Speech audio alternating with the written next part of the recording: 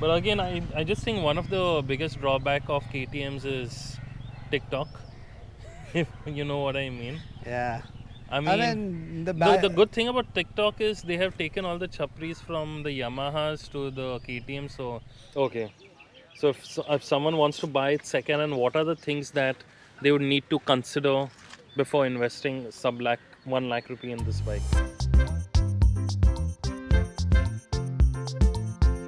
So welcome back to my channel. We have Shanu over here. Shanu is the first owner of his amazing KTM 390. How old is this? it's 7 years old, 7.5 now. 7.5 years old. So, how has your ownership with KTM been? Service part, maintenance, blah blah blah. So, in Uh, generic to begin with. the bike's always been serviced at the KTM service centers, full service histories with them. Hmm. I've been very happy with their service. The guys are very knowledgeable. They tell you what the problem is. Hmm. They inform you if anything needs replacement and why it needs replacement, and then go and do replacement on it. I've never had any major issues. Mm, Braking's been one of the things that I don't think that they take care of properly. I mean, like when the brake pads get changed or the reservoir gets serviced, proper bleeding and stuff. That's the only issue I've faced with them. Otherwise, overall, it's been a no hassle ownership. So, in 7 years, apart from the generic maintenance and changing of the brake pads, chain sprocket, etc., which is required, anything in with reference to the engine, has it been bulletproof all this time?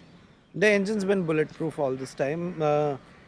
In 7 years, twice I've had a low engine oil warning. Hmm. Once it was some issue with the engine, uh, the fuel getting mixed with the engine oil getting mixed with the fuel, and the second time it was a sensor issue. Other than that, the engine's been bulletproof.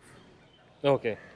And both these times, what has been the cost incurred during Uh, the. I think when the fuel was mixing with the engine oil, I think it was 3-4K. Okay.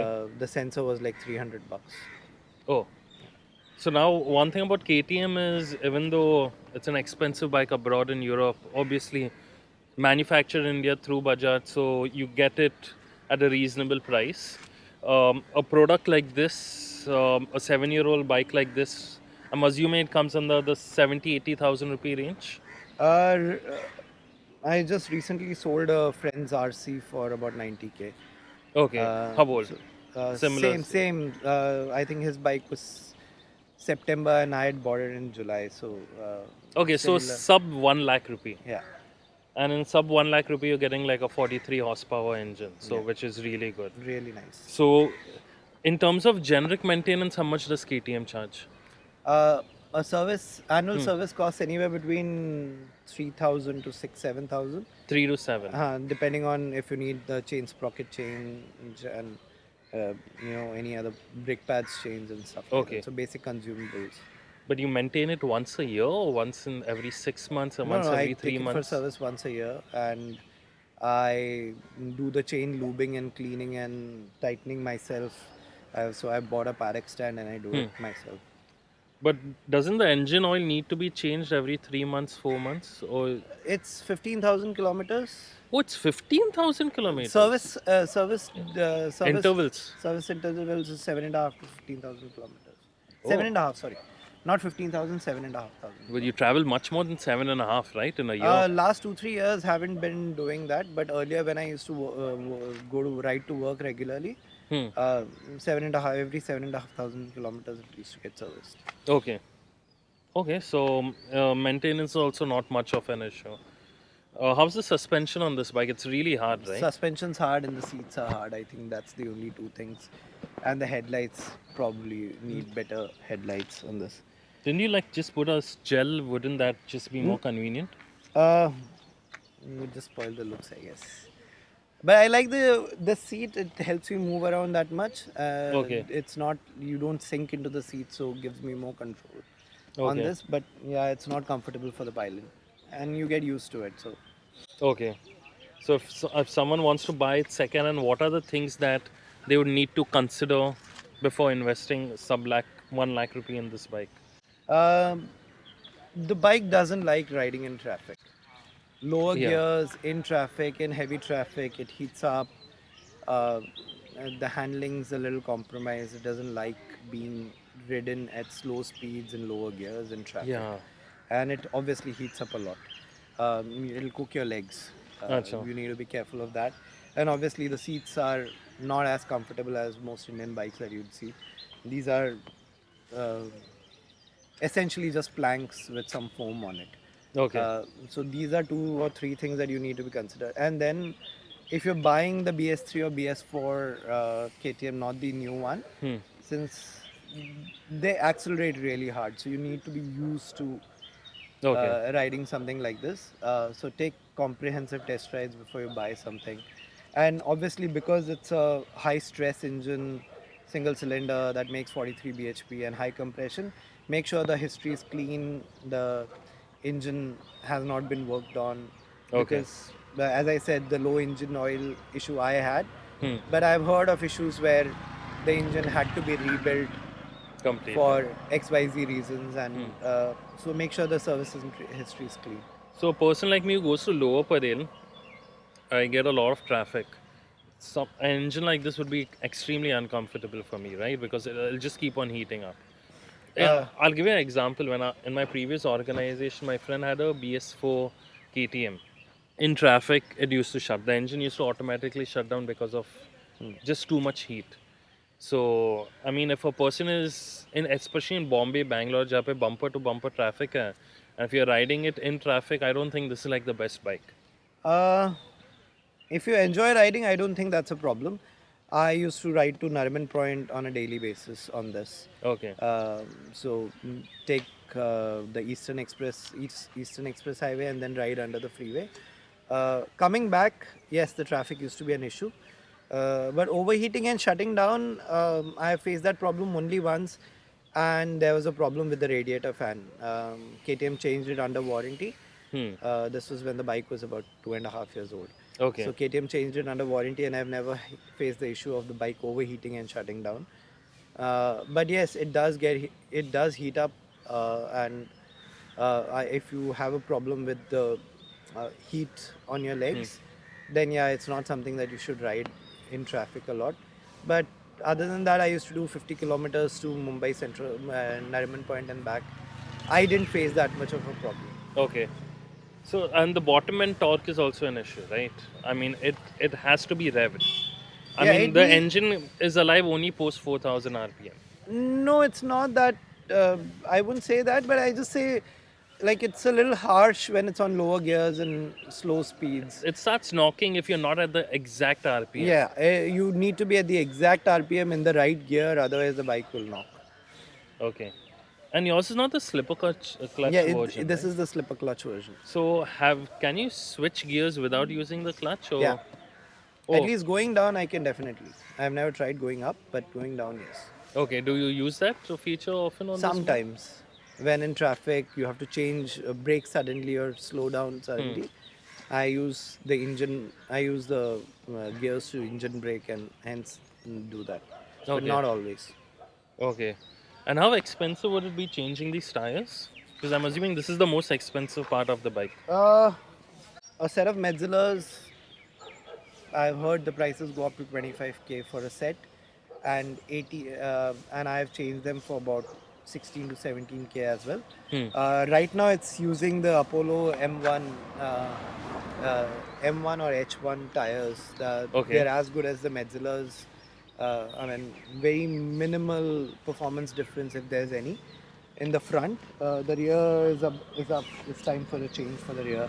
So I'm gonna switch to the Apollos again for that So how because expensive would the Apollos be? the Apollos would be about 10, 12K. Oh, So so that's half the rate of the Menzilla. yeah, And I'm assuming it's a made in India rubber. half to 60% Yeah, depending. approximately. Because the Metzeler's were all imported 2014, 2015. Okay. So stocks are running low, and then they're old tires. So I thought I'd try something new. The Apollos are really good. They're worth the money. How long have you been using the front Apollo? Still looks brand new. The front Apollos maybe less than 1,000 kilometers. Okay. And you're happy with the grip? Yeah, yeah. Okay. The fronts done about 18,000, 16, 17,000. I changed the front twice now. Hmm. The front's done about 18, 19,000 kilometers. Okay. The rear lasts up to 21, 22K. Okay. That's good. So how fast have you taken her? I think the top I've done this on 169. I've done it only once, but I wanted to see how fast it'll go. I just could barely hold on at that speed, so I Because of the slowed wind down. blast. Yeah. But I'm assuming cruising at 120, 130 is absolutely not an issue. Not that you do it. I know how you ride. Cruising at 2 up at 120, 130 is not an issue. It's still just takes it Just easy. goes. Yeah, it just goes. Okay.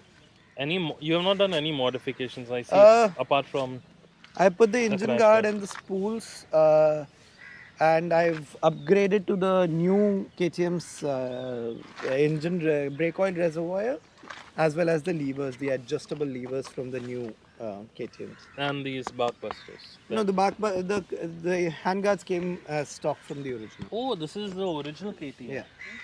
Okay. So the bike's as stock as possible. I put the tank grips for Hmm. better grip and the engine guards. That's it. Nice. So you were happy with your purchase. Are you looking at an upgrade anytime soon? Are you excited with the new KTM Adventure 2023 spoke Oh, wheels and all of that? I love the ADV, but 300, 400cc bike. So yeah, in a couple of years maybe another buy an ADV, but I'm not selling this one. But actually, it doesn't make sense selling this one because of the. I mean, it's perfectly maintained and the resale value is also pretty shitty. So that's how it is. Okay, so anything else in your bike that I missed out that you'd want to emphasize on? It's not a bike that everybody can ride, right? I mean, you need to be conscious of the power delivery. The new KTM's are much more linear and much more forgiving, Hmm. but this one's It's been, raw. it's a little raw. It's a little bad boy in terms of power delivery. Hmm. But other than that, it's fine. Just take a test ride. It may not suit everyone, the power delivery. Yeah, But I, especially me, I like bottom and torque. This is something that it's just too uncomfortable. It's just like a rocket if you have empty roads. If you live in Europe and all where the roads are empty, it is amazing. But if you travel on this bike to lower rail, it's a pain in my ass. I mean, I would any day prefer my Impulse. Half the power, but at least I can just pull on any gear. yeah, understood. It's designed in such a way. But again, I just think one of the biggest drawback of KTM's is TikTok. If you know what I mean. Yeah. I I mean, mean, the good thing about TikTok is they have taken all the chapris from the Yamahas to the KTM, so the Yamaha resale value has actually increased and it's more respected. So that's a good thing since I own a Yamaha RX Z. yeah, that's the But only bad part about the bike. I mean, it's got a chapri reputation, and if I may if say you so. color your hair pink or purple and ride this bike, you'll still be accepted as per the KTM community. And obviously those bikes have been all the 125, 150, 200cc bikes, and they unfortunately look like the Gen 1 KTM, and so a lot of people mistake it for that, but otherwise it's. Hmm. Otherwise, yes, it's But a I'm sure a lot of those chapris will very pretty soon wrap themselves around a tree, a tree, and then they'll go out of the culture anyway. So, or find something new, like the MT-15. MT-15. I've not seen many MT-15s, but yeah, KTM RCs with I don't know, Barbie doll stickers on it. I think that's the most famous one. Yeah. But anyway, Anyway, so we have respectable riders also who ride the KTM, so that's a good thing. Cool. So then I think we'll wrap up on this point. Thanks for coming on my channel, thank you. and I'll see you all in the next video.